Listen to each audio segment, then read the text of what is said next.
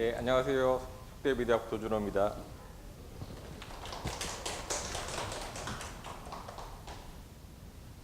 네, 이 프로젝트는 원래 그 마동훈 선생님이 저한테 전화 주셔서 강현철 회장님이 제가 보직 그만뒀더니 시간이 많이 남는 줄 알고 이런 일을 하나 시켰는데 이러이러해서 포커스 그룹을 조금 이렇게 진행을 해주면 어떨까 해서 제가 흔쾌히 동의하고 일이 진행되었습니다. 그게 한 2달 전인 것 같은데요. 저는 오늘 이 자리에서 그 포커스 그룹을 제가 2차례 걸쳐서 한 12분을 만나서 그 현장에서 들은 이야기들을 좀 정리를 해봤고요. 그리고 나름대로 이제 그 나온 이야기를 한번 정리를 좀 해봤습니다. 뭐 포커스 그룹이 뭐 결과를 다 일반화하기는 힘들지만 어느 정도 좀 통찰력을 얻을 수 있는 그런 키워드 중심을 한번 말씀을 드리도록 하겠습니다. 크게 한 3가지 파트로 나눠봤는데요. 첫 번째는 이제 환경 변화에 대해서 한번 살펴보고요.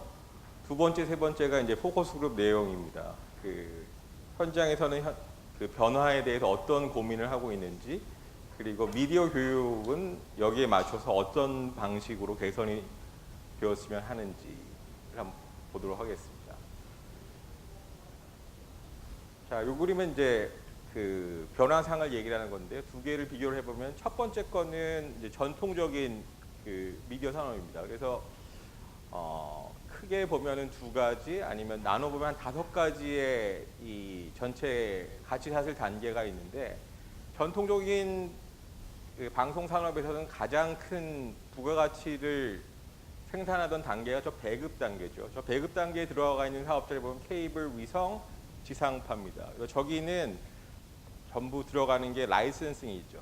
면허를 얻는 건데 면허를 받기는 어렵지만 일단 들어가면은 저기서 이 컨텐츠가 수용자로 전달되는 병목을 잡고 있었던 거죠. 그래서 어떤 컨텐츠는 나가, 어떤 컨텐츠는 못 가를 결정했던 거고, 밑에 보면은 지상파가 이렇게 넓게 포진을 해 있습니다. 그래서 저 앞 단계에 보면은 예전에는 지상파가 뭐 전속 가수, 전속 탤런트까지 데리고 있었던 때가 있죠. 그래서 예전에 그 지상파 위주로 이렇게 방송 산업이 있었고요. 그 다음에는 안 넘어갑니까? 다음 슬라이드 한번 보여주세요.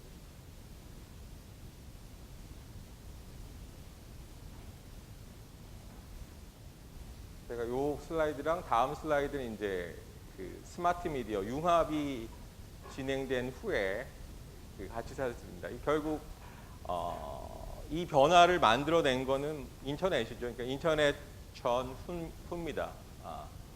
우리 일상생활이 뭐 AC, BC로 나뉘면은 미디어는 인터넷 전후인데 결국 이 인터넷이 그 바꿔놓은 세상은 원래 그 배급 단계에서 가장 많은 부가가치를 창출했었는데 지금은 누가 가 있냐면 ISP죠. 그냥 인터넷 연결을 시켜주는 여러 가지 그 뭐 KT든 LG든 이런 데가 들어가 있고 이제는 그 원래 그를 더 부가가치를 창출하는 원동력이 저 앞단으로 가 있다고 지금 패러다임 변화를 그렇게 얘기를 하고 있습니다. 그래서 컨텐츠 쪽에 좀 더 큰 비중이 가 있는 형태가 되고요. 그 다음에 이제 또 커진 게 옆에 밑에 있는 패키징 배급 단계에 같이 있는 것들이 이제 포탈 또는 컨텐츠 애그리게이터들 뭐 여기 이제 큰 자이언트들이 있는 거죠. 구글, 페이스북, 아마존, 넷플릭스 이런 사업자들이 이제 점점 그 주도가 되는 미디어 지형이 펼쳐지고 있습니다.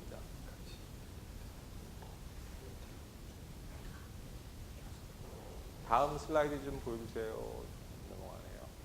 그리고 핵심 가치 변화를 정리를 해보면은 아까 얘기했던 배급 단계에서 부가가치를 제일 많이 창출하던 시절이 파이프 이즈 킹, 그 다음이 컨텐츠 이즈 킹이면 지금은 뭐 스마트폰 하나에서 자유자재로 그 컨텐츠를 옮겨 다니는 커스터머를 어떻게 잡아낼 건가, 놓치지 않고 잡아낼 건가, 또 패러다임이 바뀐 거죠. 그래서 수용자에 대한 가치가 더욱 중요한 시대로 바뀌고 있다고 볼 수가 있겠습니다.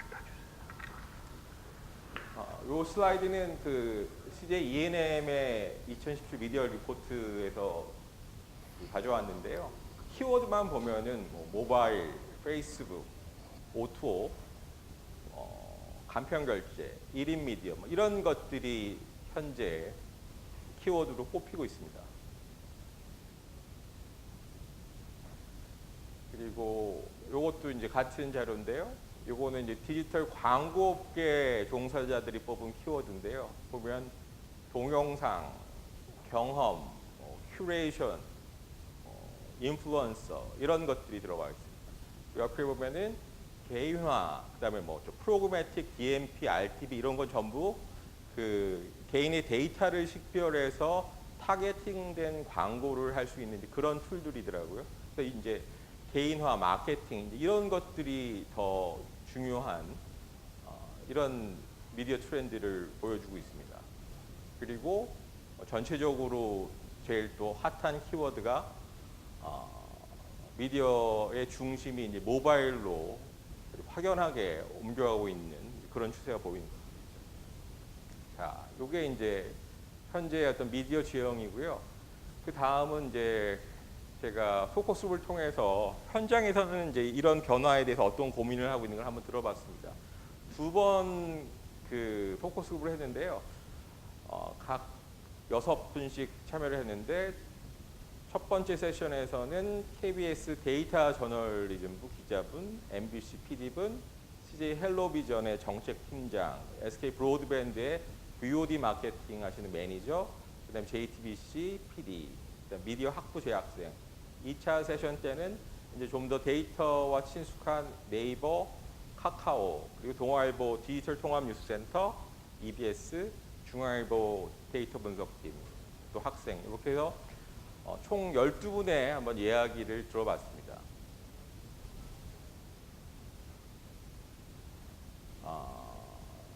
현장 얘기를 들어보니까 일단 이 전통 미디어 레거시는 그냥 키워드로 뽑으면 현재 그 혼돈입니다. 케이오스 안에 들어가 있다라고 생각이 듭니다. 디지털 환경이 바뀌는 건 느끼게 되는데 그 안에서 어떤 조직 문화나 업무 관행을 변화시키는 데는 한계를 느끼고 있다는 거죠. 저희 동아일보 기자분 이야기가 자기 기자 시작할 때는 할만했는데 2000년대 중후반부터는 네이버의 노예였고 지금은 페이스북의 노예로 살고 있다. 아무리 좋은 컨텐츠를 만들어도 페이스북이나 포털에 걸리지 않으면 읽지를 않는다. 그런데 플랫폼 자체가 컨트롤이 안 되니까 외부 플랫폼이고 또 국내가 아니고 해외에 의존하다 보니까 무기력하고 좌절스럽고 도망가고 싶다. 이게 중간뿐이에요, 이분은. 사실 이렇게 위아래 치는 분인데 중간에서는 굉장히 힘들어하는 이제 목소리를 내고 있는 거죠. 그리고 이 디지털 쪽에서 디지털 많이 푸시를 하지만 언론사 입장에서 보면 언론사는 굉장히 신분제 구조가 확고하다는 거죠. 그래서 이 부분이 어떤 개선되지 않고는 디지털 쉽지 않다. 언론사의 여러 가지 부서, 공채 이런 것들이 존재를 하는데 이 부분에 대한 개선이 이루어지지 않고는 뭐 CMS 이런 거 도입해도 효과 별로 없을 것이다. 그리고 그 컨텐츠 소비를 보면은 본인이 볼 때는 신문의 어떤 가장 큰 셀링 포인트가 중견 언론인들이 쓰는 컬럼인데 이건 정말 내공이 대단하고 도제식 교육을 받지 않으면 아무나 생산할 수 없는 컨텐츠인데 이게 지금 상황에서는 잘 소비가 안 된다는 거죠. 그 트래픽 팔리는 거 보면은 카드뉴스 동영상 이렇게 연성 컨텐츠고 그리고 이분이 한 얘기가 인사이트도 언론인가요? 이런 얘기를 하더라고요. 인사이트가 뭐 20대 하지 않으면 후회할 일 뭐 10가지 뭐 그거 맨날 내보내는 데죠. 그러니까 사람들이 그런 식으로 지금 컨텐츠를 소비를 하고 있다는 거죠. 그리고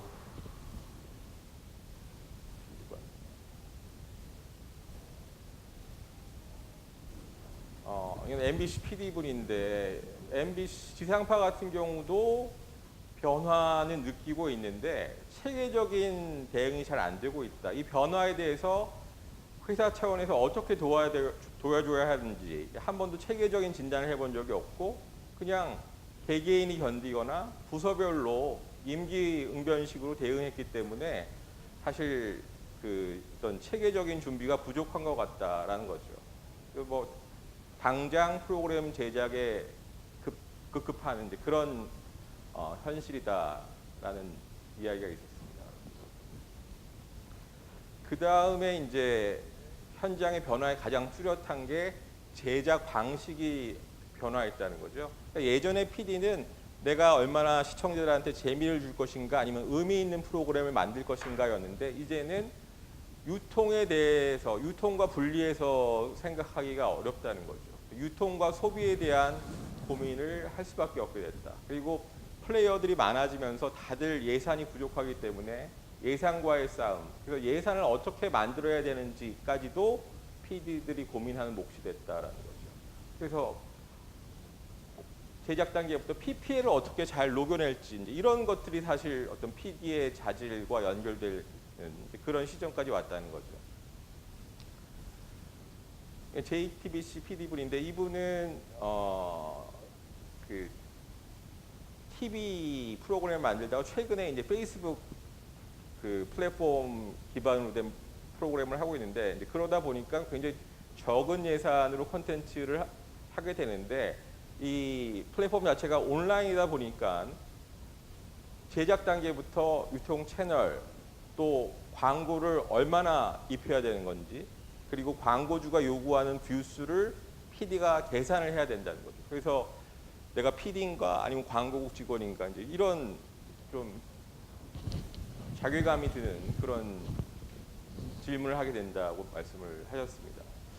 그리고 또 힘든 게 뭐냐면 뭐 페이스북 3초라는 게 있다고 그러더라고요. 뭐냐면 3초 안에 결정이 안 됩니다. 3초 안에 마음에 안 들면 애들은 그냥 바로 옮겨간다. 그리고 평균이 5, 6분. 그러니까 5, 6분이 넘는 컨텐츠를 내가 지속적으로 전달하기 위해서는 수용자한테 추가적인 뭔가 효용을 더 줘야 된다는 이야기죠. 그리고 젊은 세대들은 아예 인스타그램에서 검색을 시작한다. 그리고 인스타그램 자체가 이제 동영상 컨텐츠로 인식이 되고 있기 때문에 이런 변화 자체가 PD들이 굉장히 위기로 느끼고 있다라는 얘기를 합니다.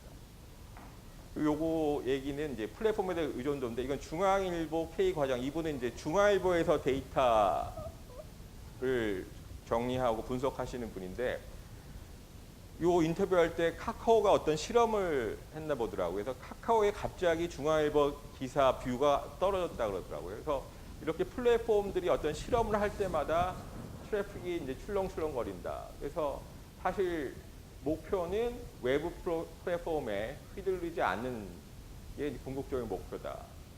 그리고 이제 이 안에서 하는 것들은 여러 가지 데이터를 이제 얻을 수 있는 툴들이 생긴 거죠. 그래서 유입 통로, 성별, 어디서 접속했는지 이런 것들을 계속해서 분석하는 일을 언론사에서도 하기 시작했다는 거죠. 그래서 어떻게 보면 당연히 물건을 만들려면 기획하는 단계부터 이게 누구한테 팔릴까를 생각을 해야 되는데 예전에는 그러니까 사실 언론사는 혼자만 생각했다. 우리 위주로 생각했다. 그래서 사람들이 읽기 어려운 기사들을 내보낸 게 아닌가라는 코멘트가 있었습니다. 점점 이제 그 데이터 이야기가 많이 나오면서 그 데이터와 관련된 그 뉴스 예가 나왔었는데요. 요거는 중앙일보랑 그 빅데이터 분석 회사인 코드나무랑 같이 조인트로 해서 만든 기사입니다. 이건 뭐냐면 서울시에서 화재가 났을 때 소방차 진입이 불가한 도로가 서울에 얼마나 있는가를 조사를 한 겁니다. 그래서 그 서울시 도로 데이터랑 뭐 네이버 구글 맵을 이용해서 매핑을 한번 시켜본 거죠. 그래서 보면은 강남에는 거의 소방차가 그 진입하지 못하는 도로가 없죠. 근데 이 위쪽으로 가면은 이 빨간색이 이제 소방차들이 들어갈 수 없는 지역들입니다. 그래서 예전에는 뭐 이런 식의 굉장히 자세한 데이터를 쓸 수가 없었는데 이제는 이런 데이터를 쓸 수 있는 거죠. 기사로. 그래서 정확하게 자 뭐 은평구 뭐 성북구 중량구 여기에는 얼마만큼이 그 소방차 진입 불가능하고 아까 그 지도에서 클릭을 하면 자기가 사는 동네에 소방차가 들어올 수 있는지 없는지를 확인을 할 수가 있습니다. 그래서 이런 식의 그 기사가 굉장히 댓글도 반응이 좋다는 거죠. 사실 정말 필요한 기사가 나한테 필요한 기사가 이런 겁니다. 그리고 뭐 KBS 기자분은 이제 그런 데이터도 말씀하시더라고요. 그 대기업들이 이 식품, 이 식당, 그러니까 요식업에도 많이 진출을 하는데 그러면 그 상권별로 어떻게 돼 있냐? 그래서 뭐 역세권별로 소상공인들이 하는데 또 대기업이 하는 그 식당들 이런 것들을 이제 또 데이터를 얻어갖고 매핑을 해보면 역 주위에 대기업계 많은지 아니면 소상공인이 많은지 이런 것들이 보여진다는 거죠. 그래서 예전에는 이제 구체적으로 기사를 못 썼는데 자 이거 봐라 역세권에는 여전히 대기업 위주 그 식당들이 잡고 있다. 뭐 이런 기사들을 이제 쓸 수가 있게 됐다는 거죠. 그래서 이제 그런 부분에서 데이터를 이용하는 것들이 더욱 중요해졌다는 이야기가 있었고요. 방송에서도 이제 방송을 그 BOD나 아니면 IPTV처럼 아예 시작부터 양방향으로 출발했던 데는 이제 데이터 양이 폭발적으로 증가를 하고 있습니다. 그래서 이 데이터를 프로그램 제작 및 마케팅에 활용하는 능력이 앞으로 사업자의 경쟁력에 영향을 미칠 것이다라는 거죠. 그래서 헬로비전도 그 지금 셋탑박스 양방향으로 보는 시청자들은 이걸 분단위로 볼 수가 있고 초단위로 광고 시청까지 볼 수 있다는 거죠. 그래서 내부적으로는 빅데이터 팀을 만들어 다 분석을 하고 있고 또 궁극적으로 우리가 어떤 메시지를 줄 것인지에 대한 판단을 여기에 근거해서 하고 있다 합니다. 그래서 이걸 지금 BOD 등에 적용을 하고 있고요. 그리고 그 SK 브로드밴드 여기 이제 더 일찍 BOD 했으니까 여기서 보면은 매출도 한 20억 정도 성장하고 있고 지금 상황은 데이터가 발에 걸려 넘어지는 상황이다. 너무 많은 데이터를 주체를 못하고 분석을 못하는 것이 오히려 고민이다라는 거죠. 그래서 사실 이쪽에서 바라는 것들은 이런 수용자 분석을 좀 더 잘할 수 있는 것들. 비가 오는 날 어떤 장르의 영화가 더 마케터블한지 뭐 이런 것들을 좀 연결시켜줄 수 있는 그런 요구를 하더라고요. 그래서 편성도 뭐 BOD 편성론 이런 것들을 학교에서 좀 가르쳐줬으면 좋겠다라는 얘기가 있었습니다.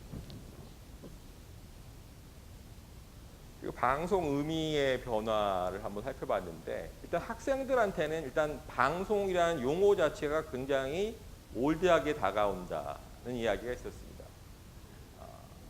뭐 유료 BOD, MCN 이런 것들은 새로운 매체라고 생각이 드는데 방송이라는 용어가 붙은 과목 자체가 또 주는 느낌이 올드하다 이런 것들이랑 같이 연동이 되는 것 같아요. 그래서 뭐 대학생들 입장에서는 고등학생들이 SNS 쓰는 것도 본인들이랑 좀 틀릴 정도로 대단히 빠른 속도로 변하고 있다는 얘기고요.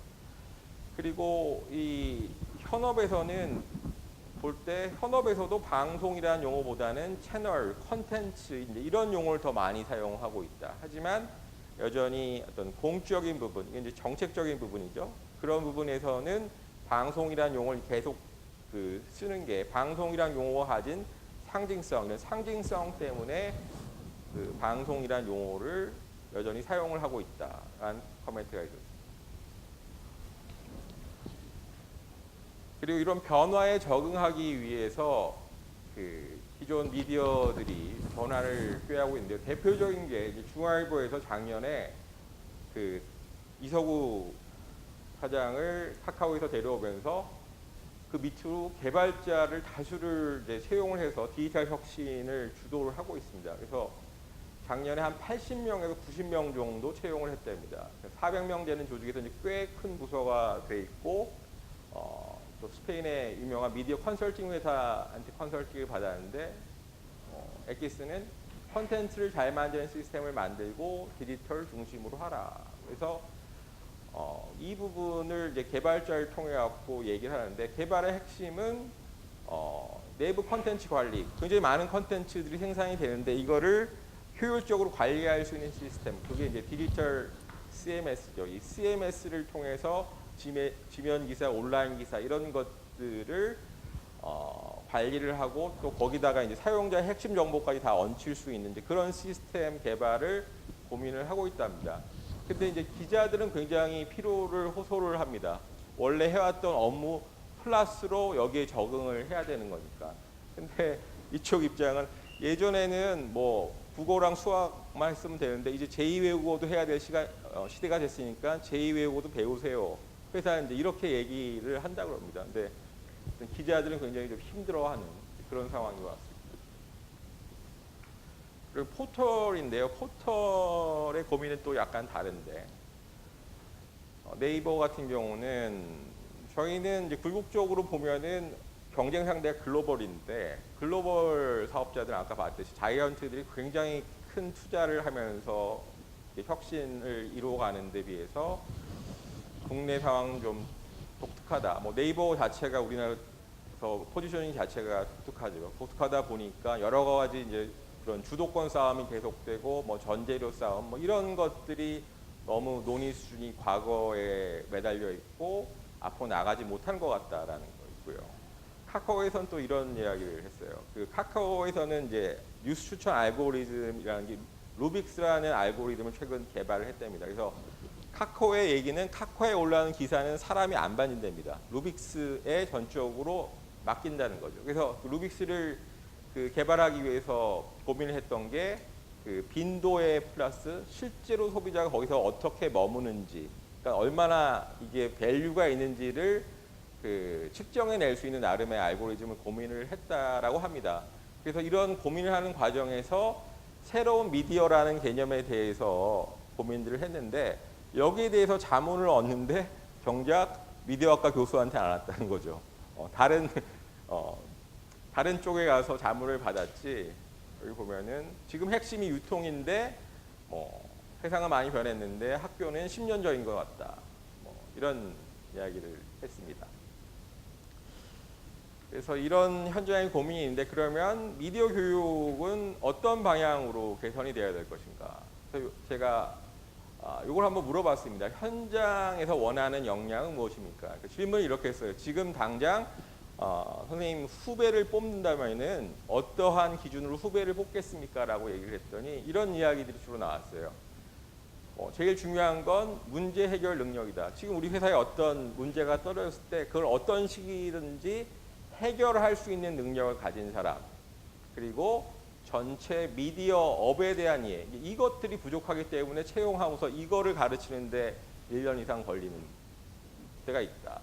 그리고 지금 워낙 빨리 기술이 변하기 때문에 뭐 공대가 아니더라도 일단 기술적 토양에 근거해서 서비스가 진화하는 과정 이런 거를 이해하는 게 중요하고, 그 다음에 숫자에 강한 사람이 전반적으로 신방과가 숫자에 너무 약하다는 그런 평가가 있었고요.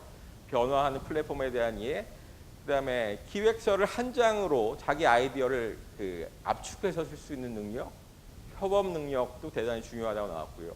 인내력이 나오는데 인내력은 이 대답을 한 PD가 이러더라고. 무슨 기준으로 뽑겠습니까 했더니 당장 제 밑에 쓸 사람이면은 새벽에 출근해서 아침에 퇴근하는 사람이 제일 좋습니다.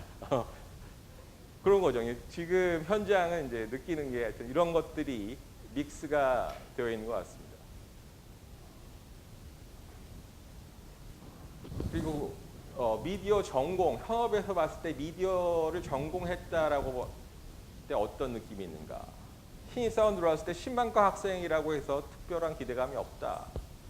고등학교 때부터 이쪽 길 했으니까 어느 정도 열정이 있겠구나. 사실 커리큘럼이 직업과 연결이 되는지에 대해서는 잘 못 느끼겠다라는 게 있었고, 또 어떤 경우는 미디어 학부라 그러면 면접관들이 미디어 학부는 별거 없겠네. 차라리 숫자를 잘하는 경영학과 뽑지라고 말하는 경우도 있다. 그런데 또 어떻게 보면 미디어 학부가 경영학과를 너무 닮아가는 것 아니냐 뭐 이런 생각도 하는데 미디어학과 경영학과 될 필요 없다. 커리큘럼 바꾸기보다는 미디어 학부 나왔으면 글을 좀 잘 썼으면 좋겠다. 이제 글을 좀 잘 썼으면 하겠다는 이야기는 대부분 많이 나왔습니다. 요즘 워낙 그 짧은 글들에만 익숙하고 긴 글, 정제된 글 쓰는 능력이 떨어지는 부분들이 지적이 됐습니다.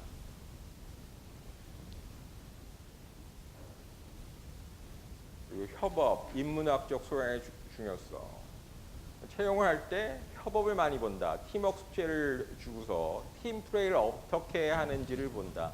그리고 실제 현업에서도 뭐 이제 이슈가 발생을 하면 여러 팀에서 와서 얘기를 하는데 관련 부서들이 모여서 생각을 할 때 이제 협업이 힘들게 느껴지는 사람이 있으면 이제 그 친구들이 점점점 도태되는 걸 본다는 거죠. 그래서 특히 미디어 부분에서 협업이 중요하더라. 그리고 아까 우리 오 선생님 발제에서 얘기가 나왔는데 현업에서 중요하게 이야기하는 게 기획하는 능력, 분석하는 능력, 그리고 기본적인 인문학적 소양, 사회과학적으로 세상을 보는 눈, 뭐 이런 것들이 어떻게 보면 전통적인 신방과의 교육 목표랑 연관이 되는 건데 여전히 이제 이런 부분에 대해서도 강조를 하고 있었습니다. 그리고 현장과 연계가 중요하더라. 그러니까 요 신방과 전공한 PD인데 신방과 전공해서 PD를 왔는데 그러니까 현장에 오니까 이제 알 것 같은데 당장 막상 학교에 다닐 때는 내가 지금 배우는 게 나중에 현업에서 어떻게 연관이 될지 이런 걸 잘 몰랐다는 거죠. 그래서 교실 안에서 이걸 가르쳐 줄 때 그 연관 관계, 너희들이 이런 걸 배워서 졸업했을 때 어떤 도움을 줄 수 있을 것이다라는 걸 좀 알려주면 좋겠다라는 코멘트가 있었고요. 두 번째 코멘트는 이게 기능을 어떻게 가르칠 거라는 얘기가 나온 건데 아까 이제 실무랑 이론 교육의 밸런스가 얘기될 텐데 실무를 아주 안 할 수는 없는데 그러니까 실무가 더 비중이 큰 커리큘럼은 사실 이렇게 별로 경쟁력이 없다 이런 평가가 많았습니다. 그래서 이거를 지금 외부에서 뭐 언론재단이나 방송기술연합회 이런 데서 좋은 프로그램들이 많기 때문에 학생들한테 이런 프로그램을 좀 알려주고 학생들이 이런 과목들을 외부에 들었을 때 이걸 뭐 학점을 인정을 해준다든지 하여튼 그런 걸 좀 활용하는 방법 이런 제안이 있었습니다.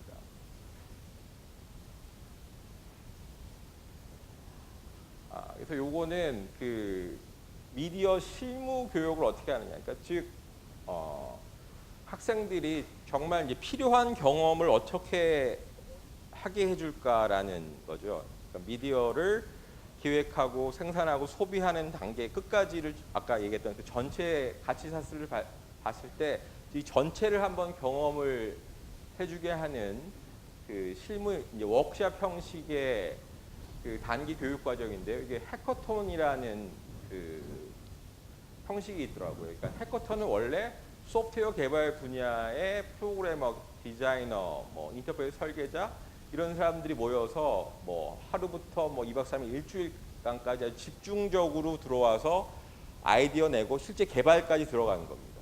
그래서 페이스북의 좋아요 버튼이 여기서 나왔대요. 그러니까 사람들이 얘기를 하다 보면 이런 아이디어가 나오고 실제 개발해봐, 적용해봐까지 가는 거죠. 그래서 이거를 이제 미디어 분야에도 한번 적용을 해보자라는 시도가 있었습니다. 미디어도 이런 식으로 기획자, 디자이너 이런 것들, 뭐 PD 개발자들이 한번 들어가서 해보자라는 아이디어가 있었고요. 이거를 서울여대에서 한번 했습니다. 박진우 교수님 수업 시간에 이런 실무 교육을 해달라고 조용신 박사한테 제안을 했더니 조용신 박사가 이제 이런 아이디어가 있어 해커톤 해본 경험이 있어서 그러면은 이거를 수업 시간에 미디어 콘텐츠 해커톤을 하면 어떨까요? 해갖고 이게 진행이 됐답니다. 핵심은 뭐냐면 이 멘토 그룹을 적절하게 연결을 시켜주는 거예요. 그 전체로 보면은 학생들을 지금 여기서 한 네 팀이 나왔더라고요. 한 팀은 웹상에서 페미니즘과 관련된 콘텐츠를 기획하고 보여주는 겁니다.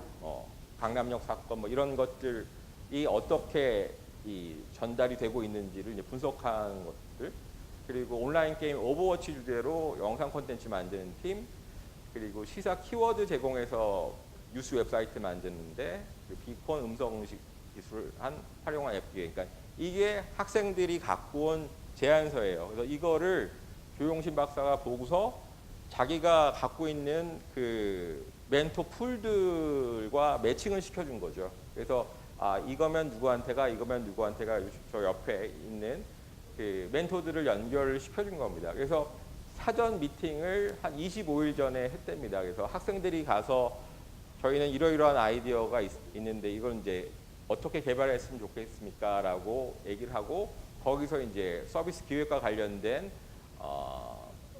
아이디어에 대해서 멘토가 얘기를 해주고 그 사이에 이제 쭉 학생들 개발을 하는 거죠.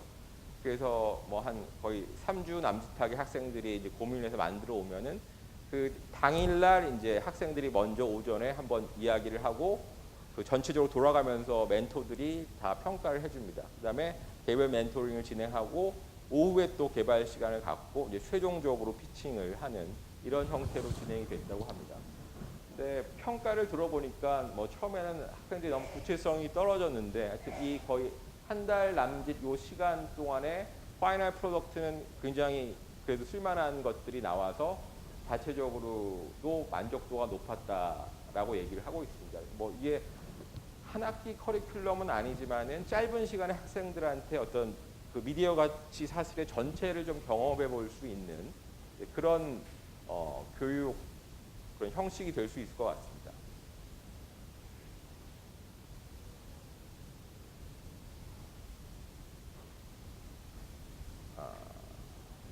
그래서 관련돼서 중요한 게 그 키워드가 이런 거죠. 어떻게 하면 전 과정에서 아까 말한 전 가치 사슬에서 다양한 경험을 미리 해볼 수 있게 할 것인가라는 거죠.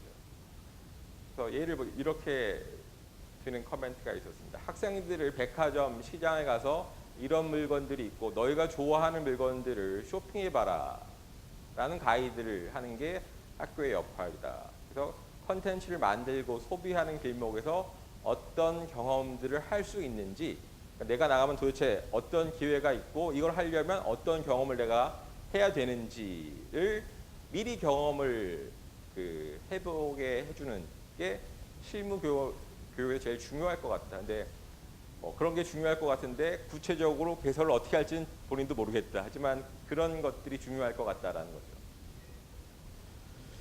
그리고 산업에 대한 이해인데 아까 얘기했듯이 일단 이론에 관해서는 이론만 남기는 게 아니라 현실 문제로 판단할 수 있도록 연결을 할 수 있게 가르쳐 주는 게 중요할 것 같다라는 거죠.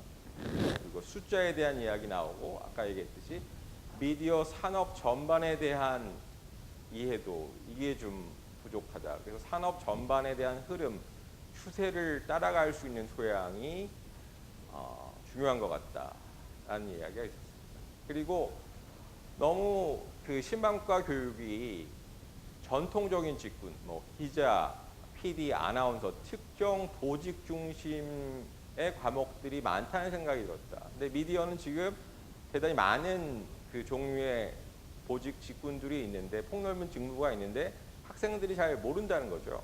그래서 이제 그런 것들을 다양한 직무에 대한 접근할 수 있는 기회가 마련됐으면 좋겠다. 또 방송만이 아니라 지금 이야기하는 방송을 넘으려면은 ICT에 대해서도 전공 과목이 필요하다. 그래서 ICT에 대해서도 좀 친화할 수 있는 이제 이런 과목 개설이 필요하다라는 제안이 있었습니다. 그래서 지금 뭐 여러 가지 이야기들이 있었는데 아까 말씀드렸듯이 포커스 그룹이기 때문에 이걸 일반화할 수는 없고 그냥 제가 들은 이야기를 제가 한번 정리를 해보면은 대학과 아카데미의 역할은 따로 있는 것 같습니다. 이게 즉 이제 아까 이론과 실무였는데 실무를 대학에서 완전히 놓기는 어렵지만은 사실 더 잘할 수 있는 아카데미가 있다는 거죠. 그거를 밸런스하는 게 참 쉽지 않은 것 같고 미디어 현상을 이해하는 이론 교육은 여전히 중요하다. 한데 이론을 위한 이론이 아니라 현실과 연결시키는 능력 배양, 그거를 해줘야 된다는 거죠. 그리고 실무 교육은 미디어 생산, 소비와 관련된 다양한 경험을 제공해야 된다.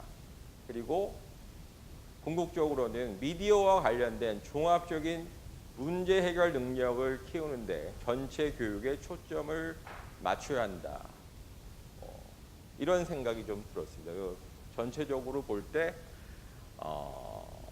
지금 여태까지 해왔던 것들을 이제 좀 더 잘해 나가야 되는 부분이 있을 것 같고 또 지금 좀 부족한 커리큘럼 이런 것들을 특히 실무 같은 것들을 어떻게 하면은 학생들이 그 진로와 연계해서 이게 진짜 곧 닥칠 미래와 연관해서 그걸 좀 재배치를 할 것인가 이제 그런 좀 고민들이 필요할 것 같습니다. 자, 여기까지 제 발표 마칩니다.